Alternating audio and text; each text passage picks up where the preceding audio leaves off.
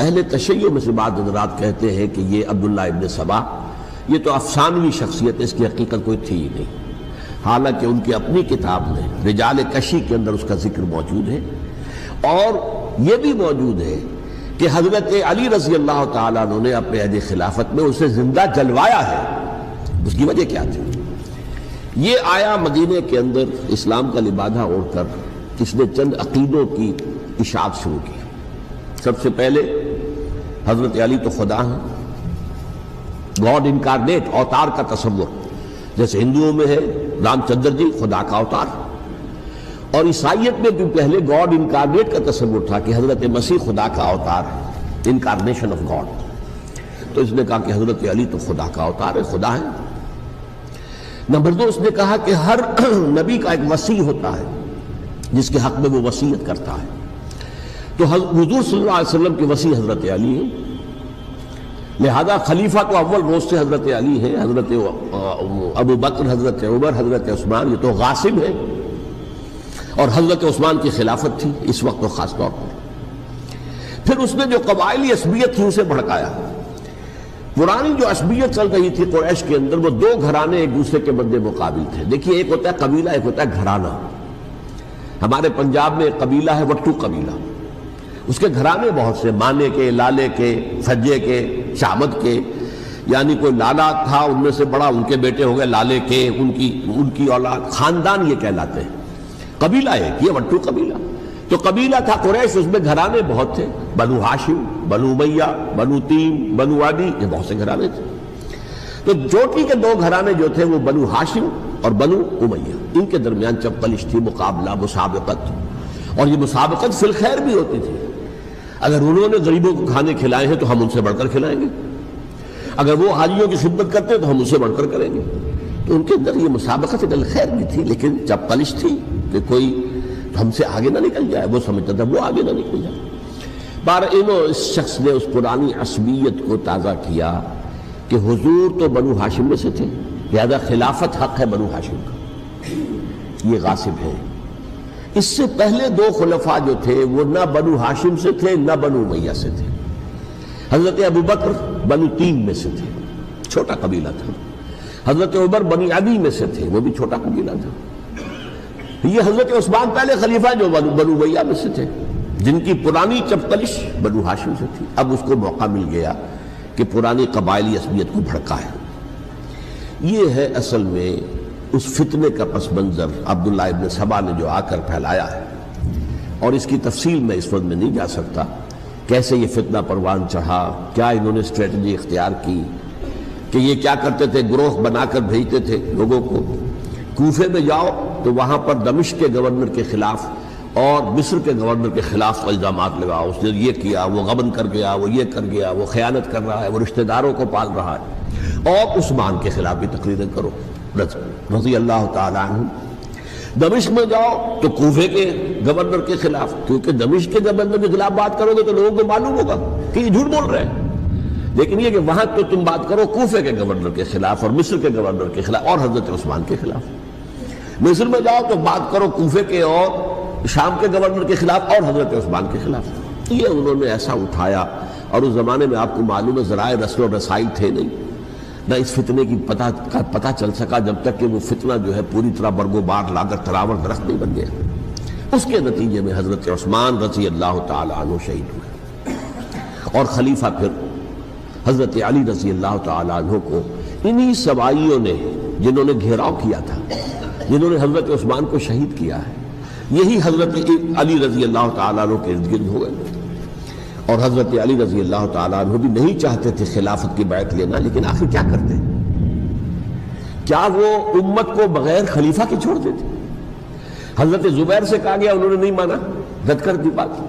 حضرت طلحہ سے کہا گیا، انہوں نے نہیں مانا۔ حضرت علی سے کہا گیا، اب عشرہ مبشرہ میں سے یہی تو تھے نا، لہذا انہوں نے تسلیم کر لیا، خلافت ہو گئی۔ لیکن اس کے بعد جو خانہ جنگی ہوئی ہے، اس خانہ جنگی کے نتیجے میں نوٹ کر لیجئے کہ 1,00,000 کے قریب مسلمان ایک دوسرے کی تلواروں اور نیزوں اور برچھیوں اور تیروں سے ختم ہو گئے، ہلاک ہو گئے۔ یہ ہماری تاریخ کا تاریک ترین باب ہے، 5 سال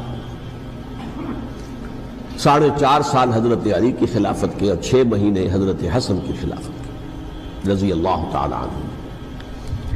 اس سے کیا ہوا کہ ایک طرف تو اسلام کی جو توسیع ہو رہی تھی، تھمتا نہ تھا کسی سے سیل رواں ہمارا، وہ سیلاب رک گیا، انٹرنل سیبوٹاج ہو گئی نا، اب تو اندر ہی آپس ہی میں اگر دست و گریبان ہو گئے تو باہر اب کیا توسیع کرتے ہیں، وہ توسیع کا عمل رک گیا۔ اور یوں سمجھیے کہ جیسے ٹرک اگر کبھی چل رہا ہو، بھرا ہوا ہو، لوڈڈ، اور وہ چڑھائی چڑھ رہا ہو، تو اگر کہیں موشن ٹوٹ جائے، ٹرک کو رکنا پڑے، تو ڈرائیور کے جان پر بن جاتی ہے، اس لیے کہ اس کو دوبارہ سٹارٹ کرنا، اور جبکہ وہ چڑھائی پر ہے، انکلائن پر ہے، آسان کام نہیں ہوتا، خطرہ ہوتا ہے وہ پیچھے جو ہے وہ نہ جائے۔ اور پہاڑی علاقوں میں آپ کو معلوم ہے ذرا پیچھے چلے جانے کا مطلب جو ہے بہت خطرناک جو ہے نتیجہ نکل سکتا ہے۔ بہرحال حضرت علی رضی اللہ تعالیٰ عنہ نے اپنے خلافت میں ایک کام یہ کیا، اب اس کی کیا مصلحتیں تھیں یہ تو انہی کے علم میں ہوگا، ہم قیاس کر سکتے ہیں اور میں اس طرف میں نہیں جانا چاہتا۔ ابھی تک خلافت کا مرکز تھا مدینہ منورہ، حضرت ابوبکر، حضرت عمر، حضرت عثمان، وہیں جہاں حضور صلی اللہ علیہ وسلم رہے تھے اور جہاں پر کہ حضور مدفون تھے۔ لیکن حضرت علی نے اپنا مرکز جو ہے وہ کوفہ بنا دیا۔ اچھا، اس کی ایک ظاہری وجہ یہ سمجھ میں آتی ہے کہ اسلام کا جو پھیلاؤ ہو گیا تھا، وہ سلطنت اتنی وسیع ہو گئی تھی کہ مدینہ منورہ بہت جنوب میں اور بڑے صحرا کو عبور کر کے جانا ہوتا تھا۔ کوفہ جبکہ ایسی مقام پر تھا کہ جہاں سے مشرقی راستہ جا رہا ہے ایران کو، عراق کے اندر تو ہے وہ شہر کوفہ، اور پھر ایران اور خراسان اور ہندوستان کو راستہ جا رہا ہے، وہیں سے شمال کی طرف جا رہا ہے، شام کی طرف اور ترکی کی طرف، اور وہاں سے پھر یہ کہ مغربی افریقہ کو بھی کنٹرول کرنا، جو شمالی افریقہ کو بھی آسان تھا۔ بہرحال حضرت علی نے کوفہ کو اپنا مرکز بنایا، اور نتیجہ یہ ہوا کہ سبائیوں کا بھی مرکز وہی بن گیا، چونکہ انہوں نے اپنے آپ کو گردا گرد رکھا حضرت علی کے رضی اللہ تعالیٰ۔ اب ظاہر بات ہے کسی پرٹیکولر پرسن کے خلاف تو کوئی مقدمہ موجود تھا نہیں، بلکہ جب جنگ جمل ہو رہی تھی، ابھی جنگ نہیں ہوئی تھی، حضرت عائشہ، حضرت طلحہ، حضرت زبیر وہ لے کر آئے تھے لشکر اس مطالبے کے لیے کہ حضرت عثمان کے قاتلوں کو سزا دی جائے، قصاص لیا جائے۔ حضرت علی رضی اللہ تعالیٰ عنہ سے گفت و شنید ہو رہی تھی، حضرت علی جو ہے اس پر آمادہ ہو گئے کہ ٹھیک ہے، میں جو بھی قاتلین عثمان ہیں ان کو گرفتار کر کے سزا دوں گا۔ این اسی وقت کوفے کی مسجد کے اندر جو ہے 10,000 کا مجمع کھڑا ہو گیا، ہم سب قاتل عثمان ہیں، لو ہم سے بدلہ کہاں سے لوگے۔ اور انہوں نے کیا کیا، جاتے ہی جنگ چھیڑ دی، جب چھڑ جائے تو یا مرو یا مارو، اس کے سلاوہ تو کوئی چارہ کار ہوتا ہی نہیں۔ ایک رات میں 10,000 مسلمان شہید ہوئے، جن میں 2 عشرہ مبشرہ میں سے حضرت زبیر اور حضرت طلحہ رضی اللہ تعالیٰ عنہ۔ تو یہ صورت تھی، سبائیوں نے گھیراؤ کیا حضرت علی کا رضی اللہ تعالیٰ۔ حضرت معاویہ دعوے دار نہیں تھے خلافت کے، قطعاً نہیں، ان کا صرف ایک دعویٰ تھا، اور وہ یہ تھا کہ عثمان کے قاتلوں کو گرفتار کرو، یا خود سزا دو یا ہمارے حوالے کرو، ہم اس سے قصاص لیں گے۔ اس لیے کہ قبیلہ بنو امیہ کا تھا، اور حضرت ابی معاویہ بنو امیہ میں سے، تو ایک خاندانی طور پر جو ہے ہم قصاص لیں گے ان سے جنہوں نے قتل کیا ہے حضرت عثمان کو۔ لیکن یہاں ظاہر بات ہے کہ حضرت علی رضی اللہ تعالیٰ عنہ کی طرف سے مطالبہ یہ ہوتا تھا، تم پہلے میری بیعت کرو، میرے ہاتھ مضبوط کرو تاکہ میں ان کے خلاف تو اقدام کر سکوں۔ لیکن انہیں یہ اندازہ تھا کہ اگر میں نے بیعت کی تو ظاہر بات ہے کہ حضرت علی تک پہنچنے سے پہلے مجھے گردن بڑھا دیں گے یہ لوگ، اس لیے کہ سبائی جو ہے وہ آپ کو گھیرے ہوئے۔ بہرحال ایک عجیب الجھاؤ، ایک ڈائلیما تھا جس کی وجہ سے یہ جنگ چلتی رہی، اور حضرت علی رضی اللہ تعالیٰ عنہ کو انہی کے شیعان علی ہی کے اندر سے وہ جماعت علیحدہ ہوئی تھی جس کو ہم خوارج کے نام سے جانتے ہیں، اور ایک خارجی ابن ملجم ہی نے حضرت علی کو شہید کیا رضی اللہ تعالیٰ عنہ۔ پھر حضرت حسن رضی اللہ تعالیٰ عنہ، اب دیکھیے کس قدر صحیح بات تھی جو حضرت علی رضی اللہ تعالیٰ عنہ نے فرمائی جب ان سے کہا گیا کہ کیا ہم آپ کے بیٹے حسن کے ہاتھ پر بیعت کر لیں رضی اللہ تعالیٰ عنہ۔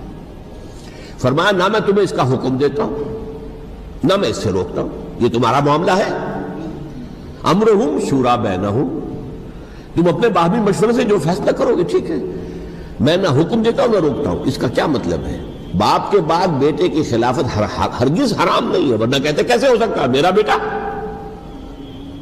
نہیں، یہ نہیں کہا۔ حضرت عمر سے بھی کہا گیا تھا کہ اپنے بیٹے کو نامزد کر دیں، عبداللہ ابن عمر کو، تو انہوں نے جواب میں کیا کہا؟ اسے تو طلاق دینی بھی نہیں آتی.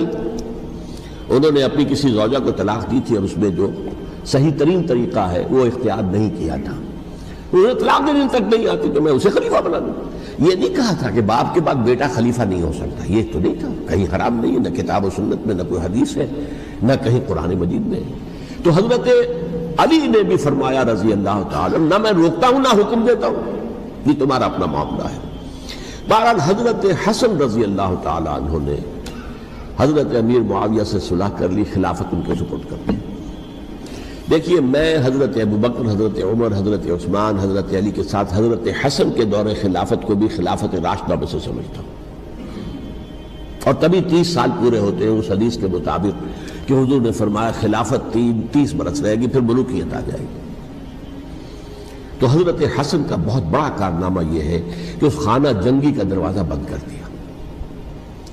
اور یہ پیشن گوئی تھی حضور کی صلی اللہ علیہ وسلم حضرت حسن کو، جب بچے تھے حضور کے انتقال سے پہلے، میرا یہ بیٹا مسلمانوں کے 2 گروہوں میں صلح کرائے گا.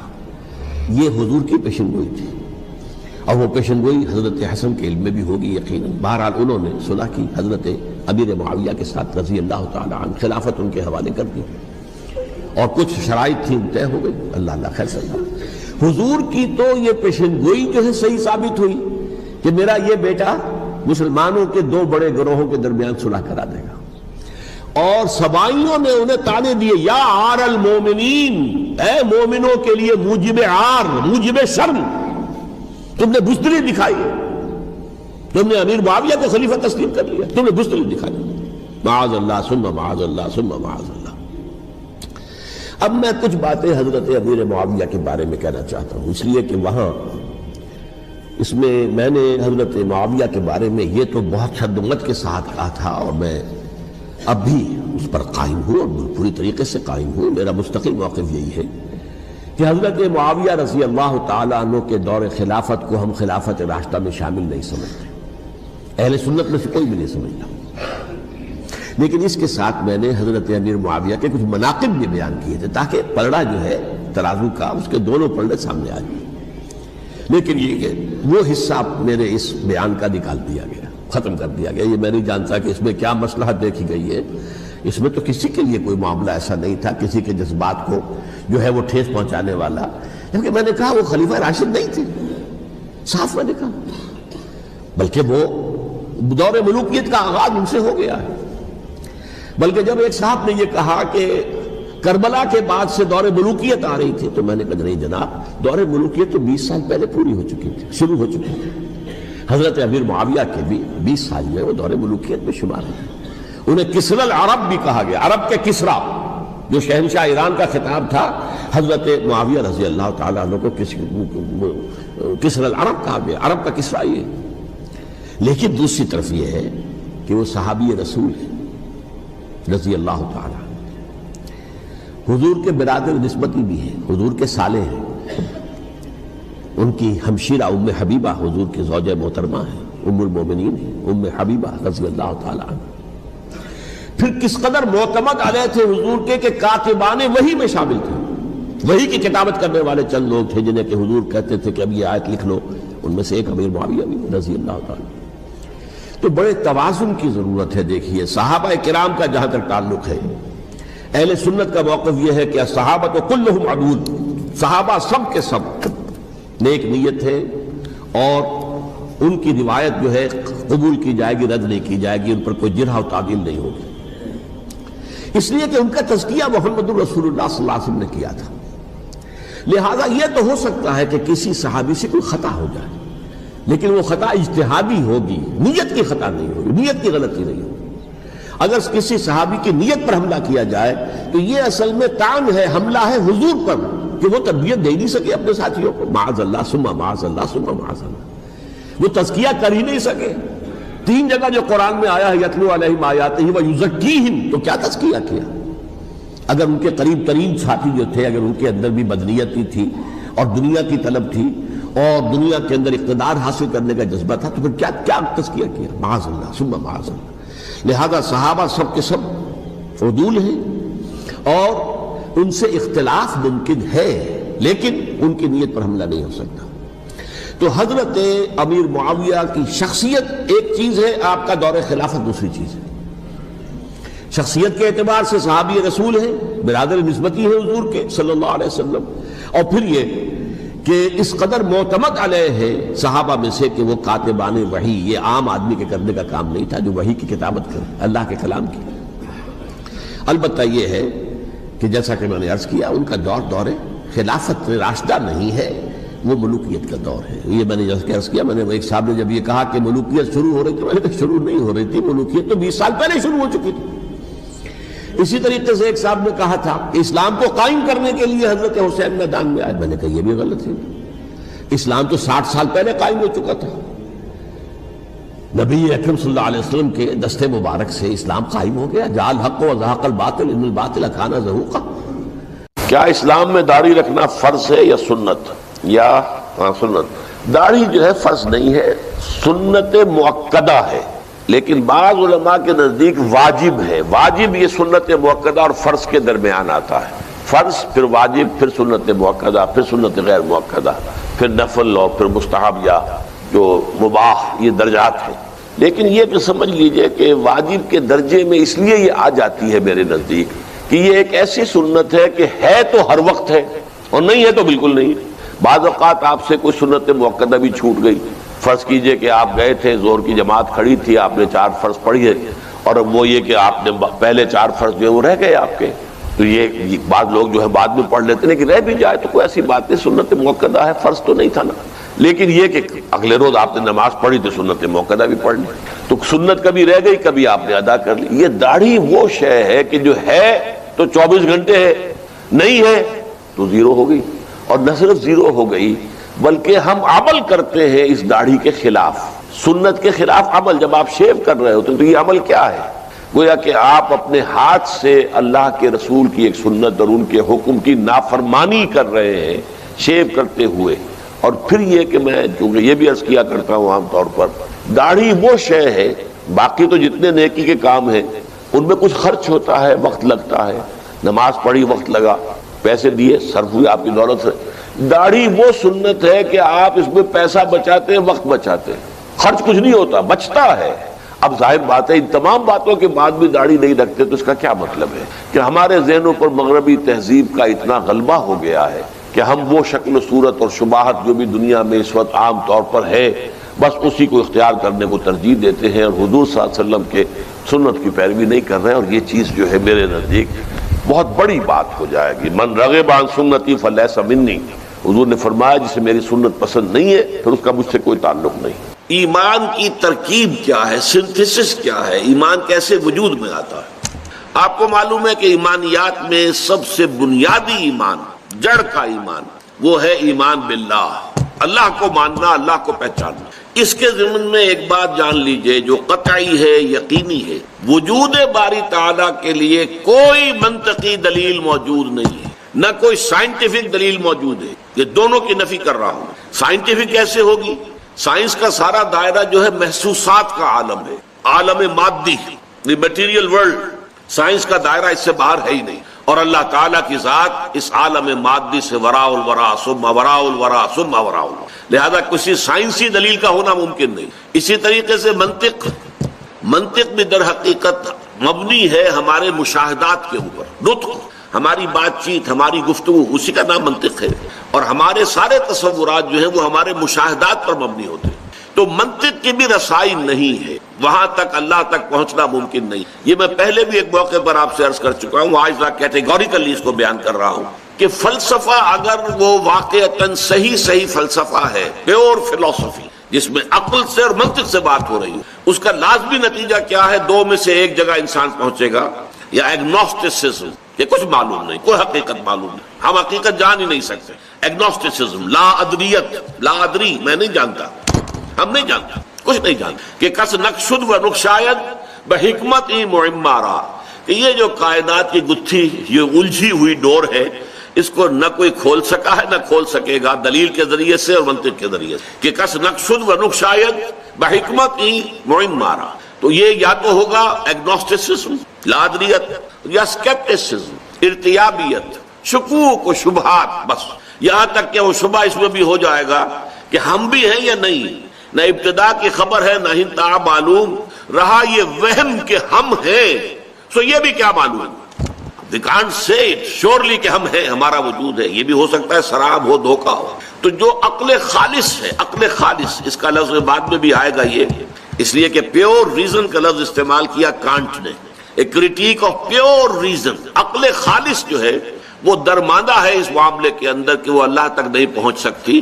وہ جو اقبال نے کہا ہے کہ گزر جا عقل سے آگے کہ یہ نور چراغ راہ ہے، منزل نہیں ہے، یہ منزل تک نہیں پہنچا سکتی، کچھ پوائنٹ تو کرتی ہے کہ ادھر کچھ، ادھر ہے کچھ ہے ادھر، لیکن عقل منزل تک نہیں پہنچتی۔ یہ عقل جو ہے، عقل گو آستان سے دور نہیں، اس کی قسمت میں پر حضور نہیں، یہ وہاں تک پہنچتی نہیں ہے، پہنچ نہیں سکتی۔ تو عقل خالص جو ہے، پیور فلسفی میں نے عرض کیا، یا وہ لا ادریت کو جنم دیتی ہے اور یا وہ ارتیابیت کو جنم دیتی ہے، یا اسکیپٹسزم یا ایگنوسٹسم۔ اللہ تعالیٰ کے وجود کے لیے ارسطو کے زمانے سے، ارسطو جو ہے حضرت عیسیٰ سے بھی کئی سو برس پہلے کی شخصیت ہے، منطق دنیا میں جو مانی جا رہی ہے وہ ارسطو سے شروع ہوتی ہے، جو مغربی منطق ہے، اگرچہ انڈیا میں منطق اس سے بھی پہلے موجود تھی اور بہت زیادہ ڈیولپ تھی، ہندوستان کی منطق، لیکن چونکہ بعد میں تو اب یہ جو دور ہمارا ہے اس میں تو ہر چیز جو ہے وہ مغرب کی ہے، اس کی چھاپ پڑی ہوئی ہے، مغرب کا روب ہے، فلسفہ ہے تو مغرب کا، سائنس ہے تو مغرب کی۔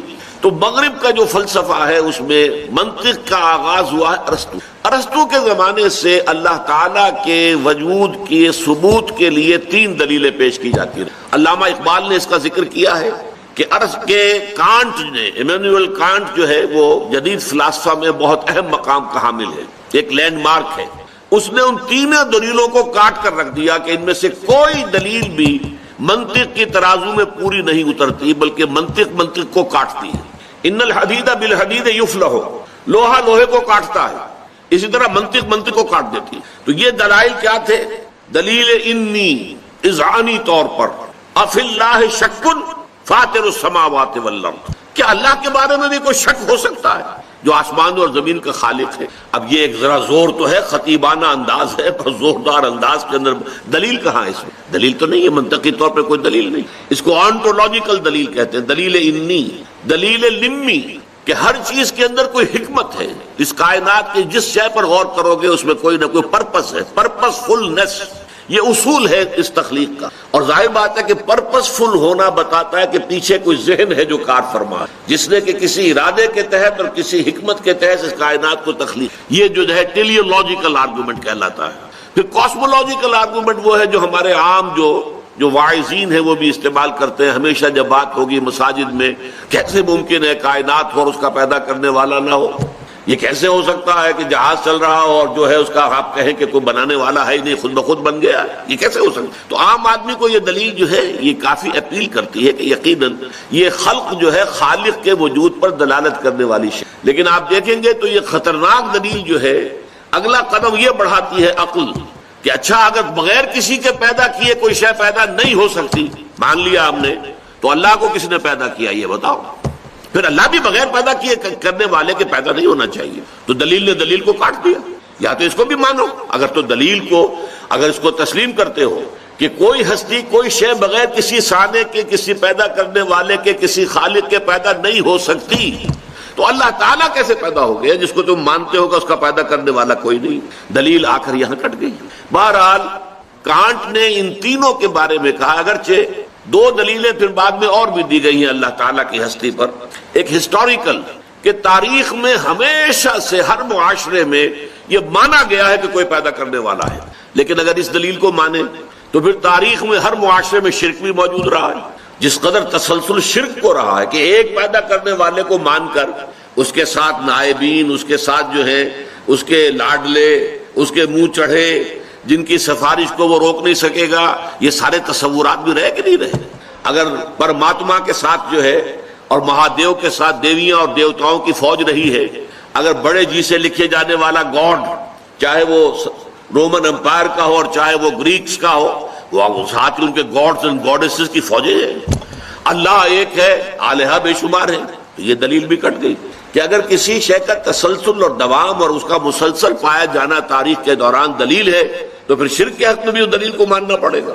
ایک دلیل جو ہے وہ دی گئی ہے مورل، اور وہ بڑی وزنی دلیل ہے. اور لیکن یہ کہ قرآن مجید نے اس دلیل کو وجود باری تعالیٰ کے لیے استعمال نہیں کیا ہے، بلکہ اسے آخرت کے لیے، معاد کے لیے، جزا و سزا کے لیے استعمال کیا. وہ ابھی آج ہم پڑھ لیں گے انشاءاللہ تعالیٰ. تو یہ سمجھ لیجئے کہ جب اللہ تعالیٰ کی ہستی کا کوئی ثبوت ہمیں منطقی دلیل سے نہیں ملتا ہے تو پھر اللہ تعالیٰ کی کو ماننے کی بنیاد کیا ہے؟ دیکھیے اس کا تعلق ہے کلیتاً انسان کی فطرت کی بدیہیات. بدیہ کہتے ہیں ایسی چیز جو از خود روشن ہو، واضح ہو، جس کو کسی دلیل کی حاجت نہ ہو. جیسے کہتے ہیں کہ آفتاب آمد، دلیل آفتاب. اسی طریقے سے کوئی شے جو بالکل روشن ہے، از خود واضح ہے. فطرت کے اندر کوئی شے ہے. اقبال نے کانٹ کی بات مانی ہے. کاسمولوجیکل، ٹیلیولوجیکل، آنٹولوجیکل جتنے آرگومنٹس تھے کانٹ نے سب کا صفایا کر دیا کہ یہ خود منطق کے پیمانے پر پورے نہیں اترتی دلیل ہے. اس کے بعد یہ بھی میں آپ کو بتاتا چلوں کہ پورے یورپ کے اندر اس وقت تک یورپ میں مذہبیت کا بڑا زور تھا، تو ایک بڑی یعنی لہر پیدا ہوئی کہ یہ کیا کیا اس نے، تو مذہب کی بنیاد ہٹا دی، ہلا دی ہے، ختم کر دی ہے.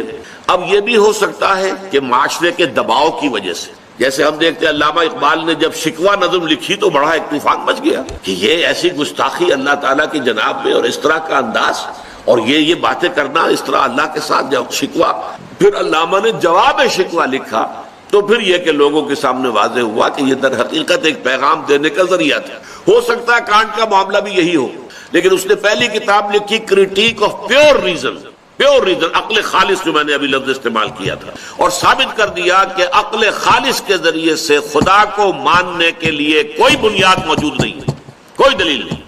ساری دلیلیں کاٹ کر توڑ پھوڑ کر رکھ دی. لیکن پھر کچھ عرصے کے بعد اس نے کتاب لکھی کریٹیک آف پریکٹیکل ریزن. ایک دلیل عملی ہے. انسان کا عمل درست نہیں رہ سکتا جب تک کہ وہ خدا کو نہ مانے. لہذا خدا کو ماننا ہماری ضرورت ہے. اگر خدا نہیں بھی ہے تو ہمیں خدا تصنیف کرنا چاہیے، خدا بنا لینا چاہیے، اس لیے کہ اس کے بغیر ہمارے ہاں اخلاق کا، انسان کے اندر نیکی کا کوئی امکان نہیں. مورل جو لا ہے اس کو اس نے استعمال کیا ہے بعد میں. بہرحال اس وقت جو میں عرض کر رہا تھا وہ یہ ہے کہ قرآن کا جو موقف ہے اس معاملے میں وہ یہ ہے، اللہ پر ایمان، اللہ کی معرفت، اللہ کی محبت انسان کی فطرت میں موجود ہے. فطرت سے مراد روح انسانی. انسان کے یہ دو حصے سمجھ لیجئے وجود انسانی کے، وجود حیوانی اور وجود روحانی. ایک ہمارا حیوانی وجود ہے، جیسے گھوڑا ہے، جو انسٹنکٹس اس کے وہ ہمارے بھی ہیں. کھانے کو چاہیے، پینے کو چاہیے، آرام چاہیے، استراحت چاہیے، یہ ساری چیزیں. نسل کشی ہے وہ بھی ہے، اس کے بھی سیکشول جذبات ہیں، ہمارے بھی ہیں. تو ہم for all practical reasons we are animals. ہمارے اینیمل انسٹنکٹس ہے وہی ہے کہ جو تمام اینیملس کے. لیکن ہم صرف اینیمل نہیں ہیں، ہمارا ایک وجود کا حصہ ہے یہ اینیمل ایگزسٹنس، ایک ہے اسپرچول ایگزسٹنس، جسے یورپ کے فلاسفہ نے بھی مانا ہے کہ ایک ڈیوائن سپارک بھی ہے انسان کے، روح ملکوتی ہے، شعلہ ملکوتی ہے. یہ جو انسان کا حصہ ہے ڈیوائن، یہ در حقیقت اصل انسان یہ ہے. اور اس انسان کے اندر جو روح ہے در حقیقت اس سے یہ مراد ہے، اس میں اللہ تعالیٰ کا علم، اللہ کی محبت، اللہ کی معرفت، تینوں چیزیں موجود ہیں. البتہ اس پر ظہول کے پردے پڑ جاتے ہیں. ہمارا وجود حیوانی چھا جاتا ہے وجود روحانی کے اوپر. ظاہر بات ہے پیٹ میں بھوک جب لگتی ہے تو آدمی کو اور کسی شے کا ہوش نہیں رہتا، کچھ کھانے کو ملنا چاہیے، اس کی ضرورت ہے. جسم میں کہیں درد ہے تو اور کسی شے کا ہوش نہیں رہے گا، پہلے یہ درد رفع ہونا چاہیے، مرا جا رہا ہوں میں. آپ کو معلوم ہے آنکھ میں درد ہو جائے، دانت میں درد ہو جائے، اسی سے آدمی بے بس ہو کر رہ جاتا ہے. کان میں درد ہو جائے بے بس ہو کر رہ جاتا ہے. تو انسان کو اس کے مادی تقاضوں نے اتنا گھیرا ہوا ہے کہ اس کے اندر وہ گم ہو کر رہ گیا ہے، اور وہ جو اس کے روحانی تقاضے ہیں، اس کے روحانی انسٹنکٹس ہیں، وہ بالکل دب کر رہ گئے. لہذا ان کو یاد دہانی کی ضرورت ہے. یاد دہانی کا لفظ نوٹ کیجئے یہاں پر، یاد کرانا کہ ہے تو صحیح. جیسے مثلا آپ کا اپنا کوئی ایکسپیرینس ہے کہ کوئی چیز آپ کو یاد تھی لیکن اب بہت عرصے سے ادھر خیال نہیں گیا، تو اب آپ کے وہ ذہن کے جو کانشس مائنڈ ہے اس کے لیول سے نیچے کہیں اتر کر، اور جو محافظ خانہ ہوتا ہے ضلع کچہری کے اندر فائلوں کے انبار لگے ہوتے ہیں، اسی طرح ہماری جو میموری ہے، ہماری جو یادداشت ہے، آپ کیا اندازہ کر سکتے ہیں کہ کتنی فائلوں کے انبار وہاں لگے ہوئے. تو کوئی فائل جو ہے بہت نیچے جا کر دب گئی ہے، اب وہ کبھی خیال ہی نہیں آیا. آپ کا کوئی دوست تھا بچپن میں اور اس نے آپ کو کسی وقت ایک قلم دیا تھا نہایت خوبصورت تحفے کے طور پر، یاد ایک اپنی نشانی کے طور پر، وہ آپ نے بہت سنبھال کر کہیں رکھ دیا کسی ٹرنک کے اندر، نیچے دب گیا وہ، سال ہا سال گزر گئے، نہ دوست سے ملاقات ہوئی، نہ اس کی کبھی یاد آئی۔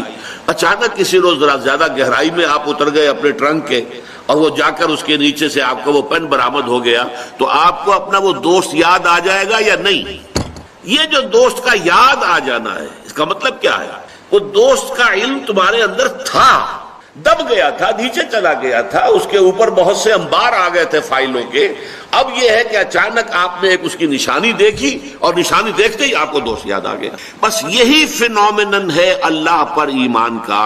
اس کائنات کا ذرہ ذرہ اللہ کی نشانی ہے، یہ اس کی مخلوق ہے، اور مخلوق کے اندر اللہ کی تمام صفات منعکس ہیں۔ یہ کائنات بتا رہی ہے کہ وہ علی کل شیء قدیر ہے، کتنی عظیم کائنات اس نے بنائی ہے، ذرا غور تو کیجیے۔ لہذا اس کی عظمت، اس کی قدرت، علی کل شیء قدیر، اس کو جاننے کے لیے اس کائنات سے بڑھ کر کون سی کتاب ہو؟ اسے آپ کتاب فطرت کہیے۔ کھول آنکھ، زمین دیکھ، فلک دیکھ، فضا دیکھ۔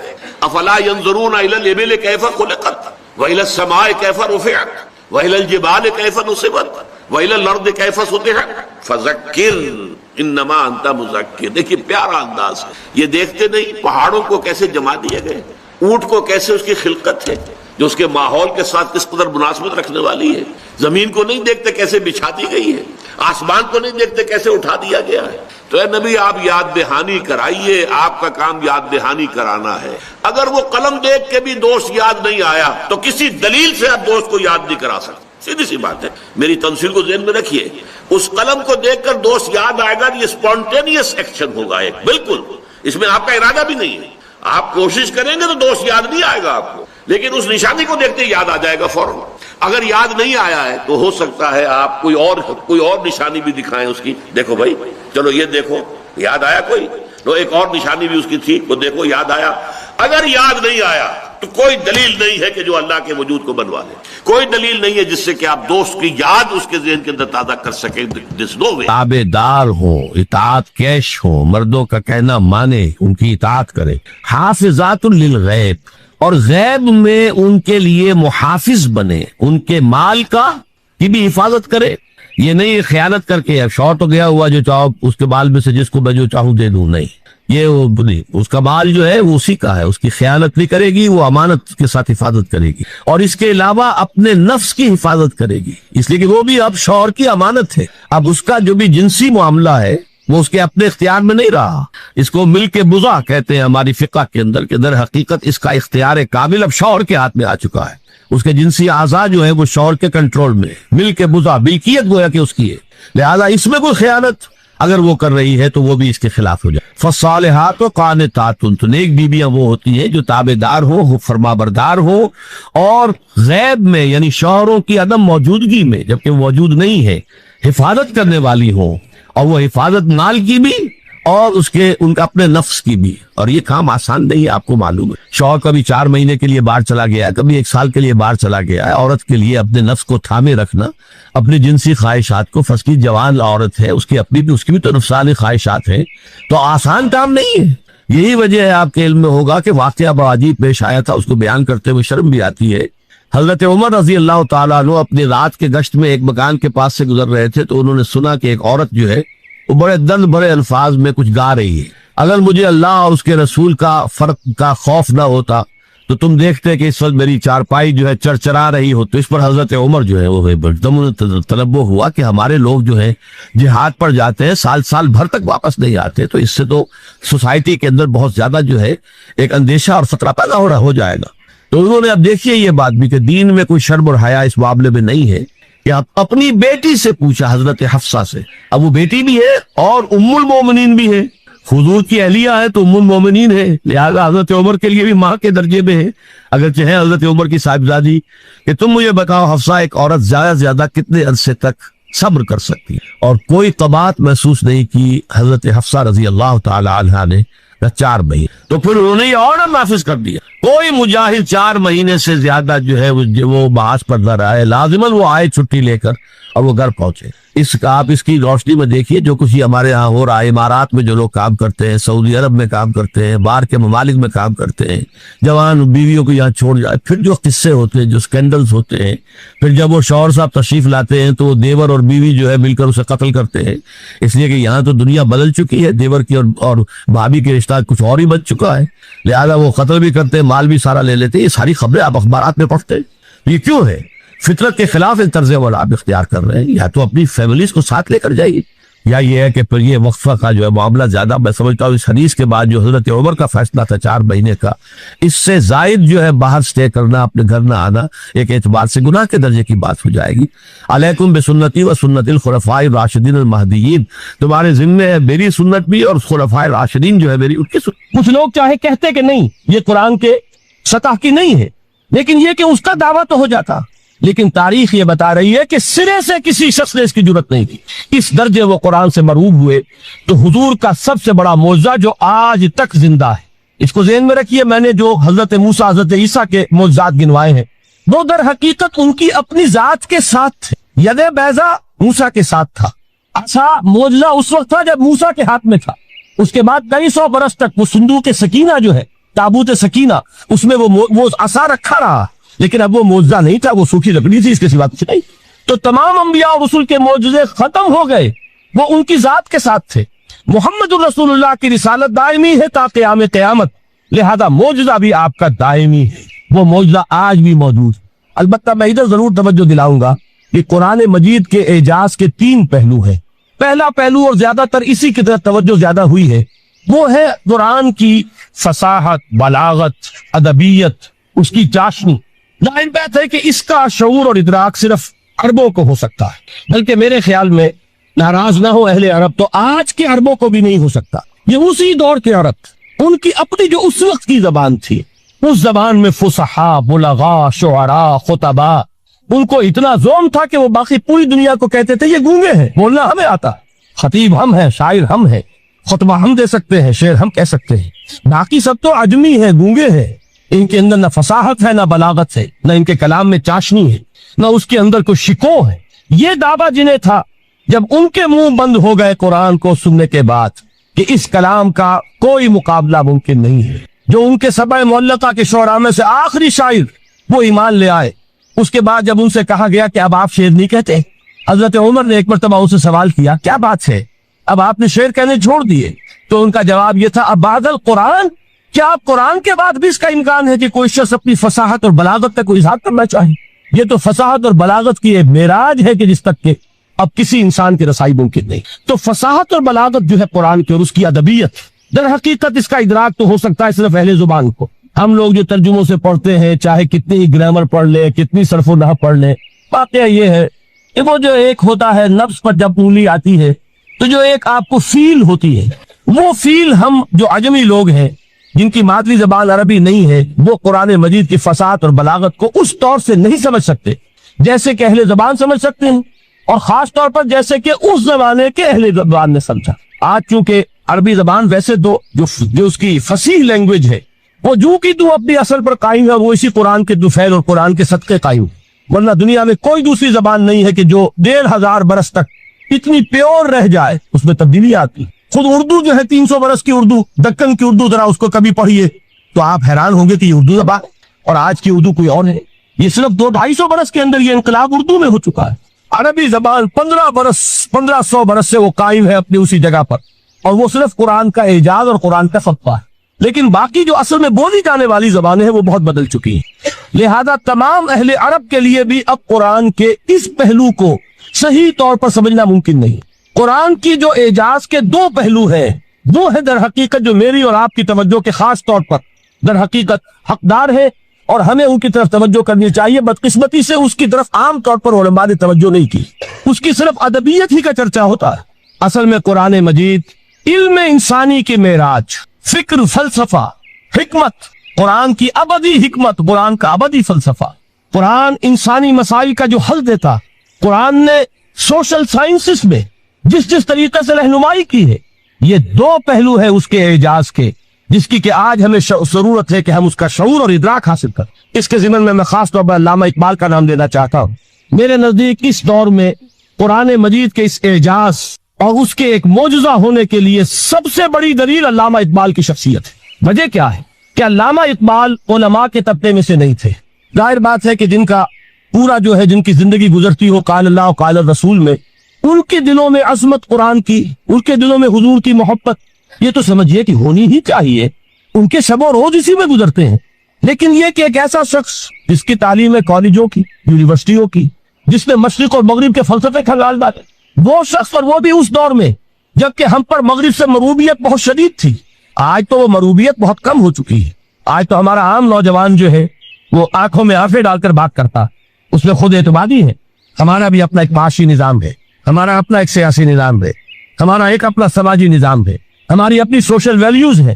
آج کا نوجوان الحمدللہ احیاء اسلام کی وہ جد و جہد جو ہے وہ مرحلہ در مرحلہ بہرحال آگے بڑھ رہی ہے۔ وقت لگے گا لیکن یہ کہ اس میں یقیناً ترقی ہوئی ہے۔ اسی کا مظہر یہ ہے کہ خود اعتمادی ہے، we have confidence۔ ہم جانتے ہیں کہ اسلام ایک دین ہے، مکمل دین ہے، اس کے پاس زندگی کے تمام مسائل کا حل ہے۔ لیکن یہ ہے آج 1985 کی بات۔ علامہ اقبال اس صدی کے آغاز میں گئے ہیں یورپ، جبکہ ہم محکوم تھے انگریز کے۔ ایک حاکم قوم کے ہاں جا کر اس سے مروبیت کتنی شدید اس وقت تھی، جو جاتا تھا اکثر و بیشتر جو ہے واپس آتا تھا تو کھڑے ہو کر پیشاب کرنا ضروری سمجھتا تھا، اس لیے کہ اس نے وہاں پر لوگوں کو یہی کرتے دیکھا۔ ان کا لباس، ان کی ودا پدا، ان کی تہذیب، ان کا تمدن، ہر طرح سے ان کے گن گاتا ہوا، ان کے لیے وہ بہت قصیدے جو ہے تعریف کے کہتا ہوا آتا تھا۔ لیکن ایک علامہ اقبال کی شخصیت وہ ہے کہ وہ یہ خود کہتے ہیں کہ میں اس آگ میں ڈالا گیا ہوں مثل خلیل، مغربی تہذیب کے اس الاؤ میں مجھے اس طرح ڈالا اللہ نے جیسے کہ حضرت ابراہیم کو آگ میں ڈلوایا۔ میں اس تہذیب کے اس الاؤ کے اندر سے ہو کر آ رہا ہوں، اور میں نے یہ دیکھ لیا کہ یہ تہذیب کھوکھلی ہے، اس کے اندر کوئی پائیداری نہیں ہے، نظر کو خیرہ کرتی ہے تب چمک تہذیب حاضر کی، یہ سنائی مگر جھوٹے نگوں کی ریزہ کاری ہے، اور دیار مغرب کے رہنے والوں خدا کی بستی دکان نہیں ہے، کھڑا جسے تم سمجھ رہے ہو وہ اب زرے کا معیار ہوگا، تمہاری تہذیب اپنے خنجر سے آپ ہی خودکشی کرے گی، جو شاخ نازک پہ آشیانہ بنے گا لا پائیدار ہوگا۔ اب آپ اندازہ کیجئے وہ شخص جو بنیادی طور پر فلسفی ہے، فلسفے کا طالب علم ہے، وہ جرمنی اور انگلستان میں جا کر فلسفے کھنگالنے کے بعد اسے اگر تسکین حاصل ہوئی، اس کی جو علم کی پیاس تھی اگر اسے سیری حاصل ہوئی تو صرف قرآن کے ذریعے سے، نہ کہیں جہاں میں اما ملی، جو اما ملی تو کہاں ملی میرے جرم خانہ خراب کو تیرے عفو بندہ نواز میں۔ یہ وہ شخص ہے آخری زندگی میں ان کا کام صرف ایک رہ گیا تھا، قرآن کی تلاوت۔ بڑے بڑے فلسفی ملنے آتے تھے علامہ اقبال سے ملنے، وہ سمجھتے تھے بڑی لائبریری ہوگی، جیسے بڑے وکیل اس کی لائبریری آپ کو معلوم ہے کتنی جلدیں رکھی ہوگی، خوبصورت جلدیں بنی ہوئی، ایسے ہی کوئی بڑا فلسفی، بڑا پروفیسر، اس کی سٹڈی، اس کی کتابیں بڑی مروب کن ہونی چاہیے۔ لیکن علامہ اقبال کے یہاں سب کتابیں اٹھوا دی تھی انہوں نے، صرف ایک کتاب رہ گئی، اور سید نذیر نیازی کا نام آپ نے سنا ہوگا۔ انہوں نے جب یہ گواہی دی ہے، یہ واقعہ شاید آپ کے علم میں نہ آیا ہو، یہ بہت اہم واقعہ ہے۔ وہ یہ لکھتے ہیں کہ میں نے ایک مرتبہ علامہ سے پوچھا کہ کچھ لوگ اعتراض کرتے ہیں یا یہ خیال ظاہر کرتے ہیں کہ آپ نے اپنا فلسفہ خود ہی نیٹشے سے لیا ہے، کوئی کہتا فلاں سے لیا ہے، کوئی کہتا فلاں سے لیا ہے، کچھ آپ خود بتا سکیں گے کہ آپ کے فلسفہ خودی کی سورس کیا ہے؟ تو علامہ نے کہا کہ اچھا کل فلاں وقت آ جانا تو میں تمہیں لکھوا دوں گا، ڈکٹیٹ کرا دوں۔ تو سید نذیر نیازی کہتے ہیں کہ میں بہت خوش ہوا کہ یہ سعادت میرے حصے میں آ رہی ہے کہ علامہ اقبال خود مجھے تحریر کرائیں گے کہ میرے فلسفے کی سورس کیا ہے۔ میں نے کہاں سے اخذ کیا؟ دوسرے روز وہ گئے، حاضر ہوئے، بڑے ہی ارمانوں کے ساتھ پینسل اور کاپی لے کر بیٹھے۔ علامہ نے فرمایا ذرا قرآن مجید نکال لاؤ، تو قرآن مجید لائے، حیران ہوئے، یہ فلسفے کا سورس مجھے ڈکٹیٹ کرانے چلے تھے، یہ قرآن مجید کہہ رہے۔ کہا کہ ذرا سورۃ الحشر اس کا آخری رکوع، وَلَا تَكُونُوا كَالَّذِينَ نَسُوا اللَّهَ فَأَنسَاهُمْ أَنفُسَهُمْ أُولَٰئِكَ هُمُ الْفَاسِقُونَ۔ اے لوگوں، ان لوگوں کے مانند نہ ہو جانا جنہوں نے اللہ کو بھلا دیا، تو اللہ نے انہیں اپنی خودی سے غافل کر دیا، اپنے آپ سے بیگانہ بنا دیا، یہی ہے لوگ جو فاسق ہے۔ علامہ نے کہا میرے فلسفے کی سورس یہ میں آپ کو بتانا چاہتا ہوں۔ اس معنی میں کہتا ہوں کہ اس دور میں علامہ اقبال کی شخصیت کو میں اعجاز قرآن کا سب سے بڑا مظہر سمجھتا ہوں۔ ایک شخص 20ویں صدی عیسوی کی شخصیت، اور پھر یہ کہ وہ کہیں مسجد اور کسی مدرسے کے ماحول میں پلا بڑھا نہیں ہے، بلکہ اسکولوں اور کالجوں میں اور یونیورسٹیوں میں، اور صرف ہندوستان میں نہیں، انگلستان اور جرمنی کی یونیورسٹیوں میں رہا، جس نے اپنا لوہا منوایا ہے۔ وہ شخص اگر یہ کہتا ہے کہ میرے لیے فکر کی بنیاد، میرے فلسفے کی سورس، میری تمام سوچ کی رہنمائی جو ہے وہ اس کتاب نے کی ہے. تو معلوم ہوا کہ واقعتاً یہ قرآن مجید آج بھی معجزہ. یہ بات تو ہوئی فلسفے اور فکر کے اعتبار سے. دوسرا پہلو جو اپلائیڈ پہلو ہے اس دور کے اعتبار سے وہ اہم تر ہو گیا ہے. انسان کے لیے جو پیچیدہ تمدنی مسائل ہو, سیاسی مسائل کو کیسے حل کیا جائے, معاشی مسائل کا حل کیسے ہو, سماج میں توازن کیسے ہو, مرد اور عورت کے درمیان توازن کیسے ہو. ہوتا کیا ہے, یا عورت بھیڑ بکری کی طرح کی ملکیت بن جاتی. ہمارے ہاں اردو میں جو اس کا محاورہ ہے کہ جوتی کی نوک, یہ اس کی حیثیت ہو جائے گی. یا دوسری طرف عورت کلوپیٹرا بن کر قوموں کی قسمتوں سے کھیلے گی. دنیا میں یہ دو انتہائیں ہوئی. کہاں نقطۂ عدل کہاں ہے, کیسے بیلنس جو ہے اسٹرائک کیا جائے, مردوں کے حقوق اور فرائض اور خواتین کے حقوق اور فرائض, اس میں صحیح ترین ایکویشن ہے کیا. کسی طریقے سے فرد اور اجتماع, فرد اور ریاست, یا تو یہ کہ انسان کی انفرادی آزادی اتنی جا رہی ہے, مادر پدر آزاد, جس کا مظہر یہ ہے کہ آج انگلستان میں دو مرد بھی میاں اور بیوی کی حیثیت سے رہ سکتے ہیں. قانون تسلیم کرے گا ہسبینڈ اینڈ وائف, ان کو وہی حقوق حاصل ہو. یہ ہے وہ آزادی.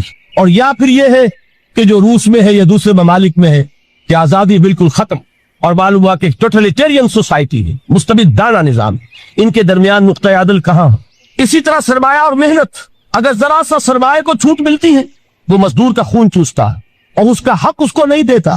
اقبال نے بہت خوبصورت انداز میں کہا ہے کہ خواجہ از خون رگے مزدور سازت لال ناب, از جفائے دہ خدایا کشت دہ کا نا خراب. انقلاب انقلاب انقلاب. ایک طرف سرمایہ دار ہے جو مزدور کی رگوں میں سے خون نچوڑ کر سرخ شراب کا پیمانہ لے کر بیٹھا ہوا ہے, وہ در حقیقت مزدور کا خون ہے جو پی رہا ہے.